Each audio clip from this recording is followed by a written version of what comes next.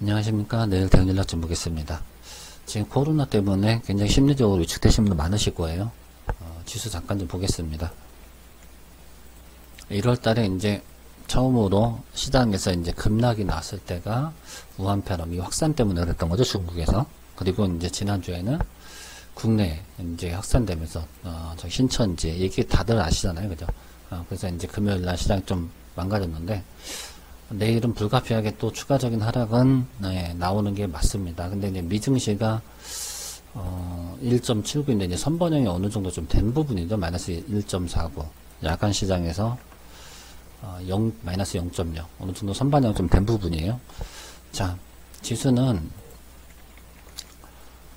이렇게 보시면 돼요. 저는 여기는 이제 지지 받을 거라고 보고 120, 이평선 따지면 120선을 놓고 여기가 이제 지난번에 여기죠, 여기 전후가 저점 매수를 한번 노릴 수 있는 자리, 그러니까 반등을 노리고 매수로 대응하는 자리, 이렇게 보고 있어요. 그러니까 2150을 깨고 내려오면은 2130에서 2130, 그 다음에 2150 사이, 이 사이에서는 분할 매수를 좀 노리는 게 분명히 맞다고 봅니다. 그러니까 이렇게 좀 대응 전략을 좀 세워놓고 보시면 되지 않을까 싶고, 시장이 너무 이렇게 뭐랄까, 공포에 좀 휘말리지 마세요. 과거에도 항상 겪어왔던 문제잖아요.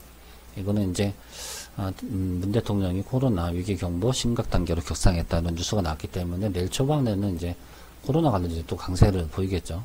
그러다가 이제 어느 정도 진정세 되면은 언제가 되는 식으로 또 이제 바닥 만들고 또 올라갑니다. 이게 왜 이런 얘기를 드리냐면, 지난번에 여기 한번 이거 겪었잖아요. 중국에서. 근데 중국이 지금 이제 상해 종합지수를 보면 여기 보이죠, 이게. 이날이에요, 이날. 여기 보시면.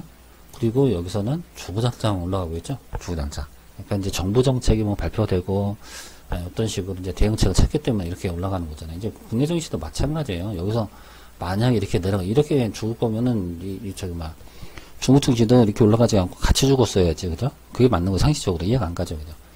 물론 뭐 여기는 중국은 뭐 사망자 수가 좀 줄고 있다, 뭐 그렇게 해서 이제 올라가는 것 같은데, 국내도 마찬가지. 지금은 이제 신천지 사건을 해가지고 확진자가 이제 확 늘어나니까, 사망자가 늘어나니까 이제 여파가 좀 있는데, 결국 어느 정도 진정되면은 이렇게 움직일 수 있다라고 보는 게 맞는 거예요. 그래서 너무 심각하게 생각하지 마시고, 기술적 반등 나올 수 있는 자리에서는 한 번 정도는 매수로 대응하는 게 분명히 저는 맞다고 보거든요. 그게 이제 화요일을 변화일로 보는 거예요. 화요일. 그러니까 내일 만약에 지수가 쑥 빠지면은 아마 내일 꼬리 달고 올라올 가능성이 굉장히 커요. 2130 정도 전후에서.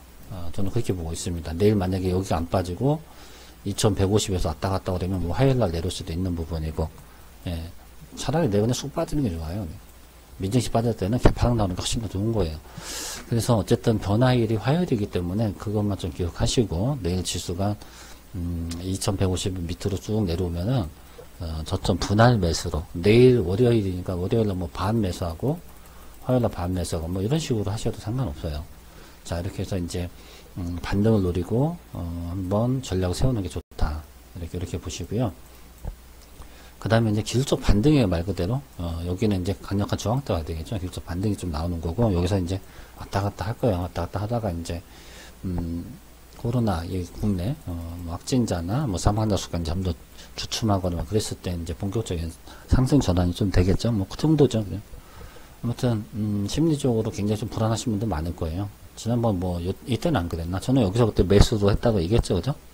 얘기했다고, 지난번에 그 대박 기법으로 했다고 얘기했던 부분이고, 여기도 저는 적극적으로 좀 사야 된다고 이렇게 보는 입장이에요. 내일하고 화요일날 오전에. 저는 뭐 이렇게 그냥 얘기하고 이제 마무리 짓게요, 시장은.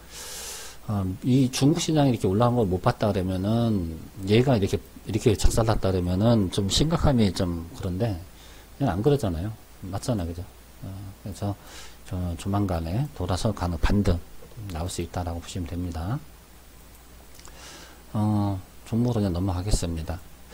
지금 우한폐렴, 그러니까 코로나 때문에 이제 총선이 연기되느냐 마느냐 이제 그런 얘기도 나오는데, 여태까지 역사상으로 우리가 총선이 연기된 적은 단 한 번도 없어요. 과거에 신종플루 때도 마찬가지고 한 번도 역사상으로 없었습니다. 뭐 더 심각해지면은 뭐 그럴 가능성도 있긴 하겠지만, 그건 뭐 문 대통령의 권한이기 때문에 지금 당장은 그것까지 얘기할 거는 아니지 않나 싶고, 나는 총선이 연기돼가지고 겁나서 못하겠다라면은 할 수 없는 거고, 이게 총선 관련주예요. 가스대 바닥하고 우리 ENL이. 천저가 좀 자꾸 보시면 되고, 어쨌든 내일하고 화요일날 초반만 잘 참아내면 저는 반등 들어온다고 보거든요. 남들이 굉장히 공포스러울 때, 이럴 때가 이제 초점이 나오잖아요. 지난번 저는 여기서 샀다니까요.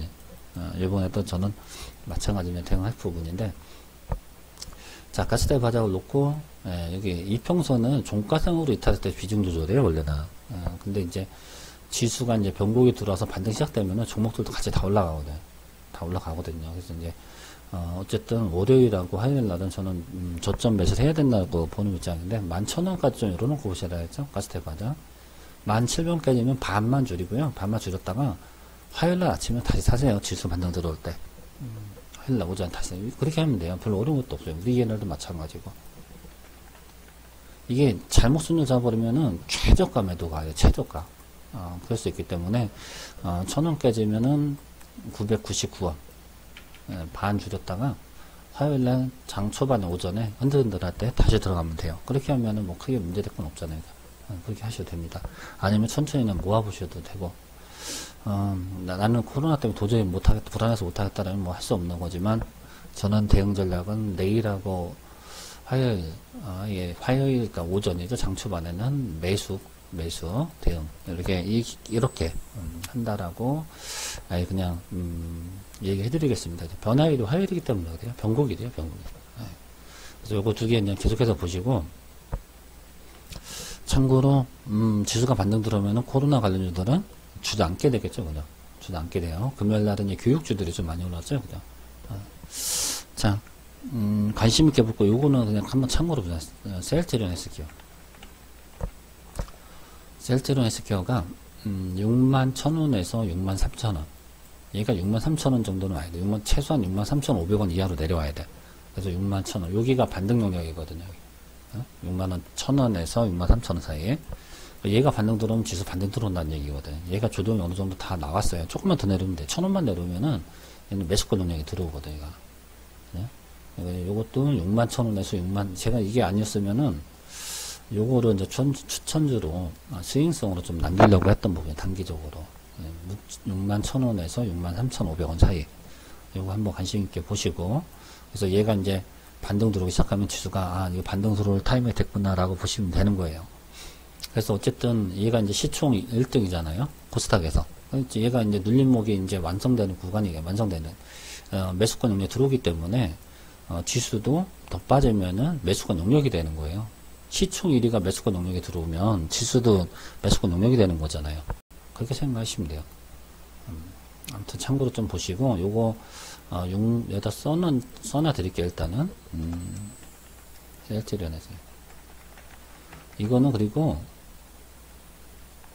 이거는 스윙성으로 보는 거예요. 61,000원에서 63,000원. 요 사이가 매수권 영역인데 1차 매수권 영역에 여기서 이제 반등 들어오면은 보통 한 2박 3일 정도 이렇게 반등 나오겠죠. 2박 3일이나 3박 4일 정도 잡아서 모아서 이제 스윙성 끌고 가서 내가 뭐 4% 먹든 5% 먹든 뭐 10% 먹든 간에 스윙성 끌고 가는 자리가 이 자리. 그래서 제가 이걸 놓고 봤을 때는 지수가 분명히 매수권 영역에 같이 들어오고 있다라는 거예요. 그래서 내일 하고 화요일 장 초반에 지수 흔들리면은 거기다 갖다 집어 던지지 마시고 대응 한번 잘 해보시기 바라겠습니다. 잘못 던지면 정말 이게 책 바닥에 던질 수 있어요. 어느 정도 반등 들어왔을 때 좀 줄이더라도 여기는 기술적으로 반등 나올 수 있는 자리라는 것만 다시 한번 강조드리고, 지수 반등 들어오면은 뭐 대선 섹터 뿐이 아니라 다 올라가게 돼 있어요. 반대가 되는 거지. 코로나 관련주들은 조정 들어오고, 여태까지 이제 지수 때문에, 코로나 때문에 빠졌던 애들은 기술적 반등이 나오겠죠. 그렇게 생각해 주시면 됩니다. 뭐 총선이 연기된다는 뭐 6월달 얘기하고 있는데, 뭐 이거는 나중에 가봐야 되는 거, 그렇게 쉬운 문제가 아니에요. 총선 연기하는 거는. 그거는 뭐 일단은 걱정할 부분은 일단은 아니라는 거. 일단은 자, 일단 오늘 여기까지만 하고, 내일 지수가 2150포인트 이하 120도 근처로 오면은 여기서는 좀 분할로 보시라는 거. 내일 하고 화요일날 장 초반에 이때를 매수 타임을 좀 한번 잡아보시라는 거. 올라가겠습니다.